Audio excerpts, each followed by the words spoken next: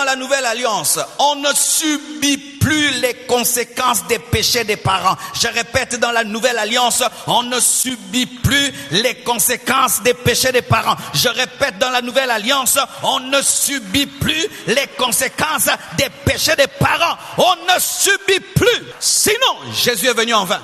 Si malgré que tu crois en Jésus-Christ, tu subis les conséquences des péchés de tes parents, Jésus ne devait pas mourir et l'œuvre de la croix est nulle. Dans le Nouveau Testament, si pendant que tu es assis sur ta chaise, ton père est dans la maison d'un féticheur bien-aimé, prie pour lui pour qu'il se convertisse, mais ne prie pas pour être protégé, parce que rien ne va t'arriver. Donnez-moi la main que j'avance.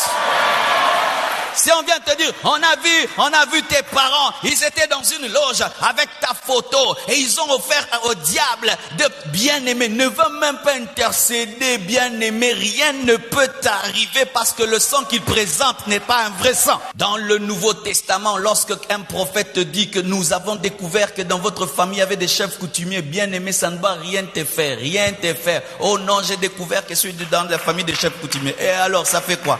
Ça fait quoi? Ça fait quoi? Oh non, ça fait que tu dois être sorcier parce que tu as le sang sorcellérique. Bien-aimé, archifaux de archifaux et d'archifaux. Frère, si tu crois de telles choses, tu sais que tu insultes la croix, tu insultes l'œuvre de la croix. Alors dites-moi, si avant Christ est égal à après Christ, pourquoi Christ est venu? L'arbre généalogique familial, hein, le sorcier. Et toi aussi tu dis je suis sorcier. Tu es sorcier, je suis sorcier. Pourquoi? Parce que mon arrière-grand-père est sorcier, tu es sorcier. Bien-aimé, malgré que Jésus est venu, tu es sorcier parce qu'il y a un sorcier dans la famille. Alors maintenant, frères et sœurs, s'il y a 20 sorciers dans la famille, tu as une sorcellerie concentrée. Vous croyez de telles choses? Bien-aimé, tu peux sortir d'un sorcier. Tu n'as même pas une goutte de sorcellerie.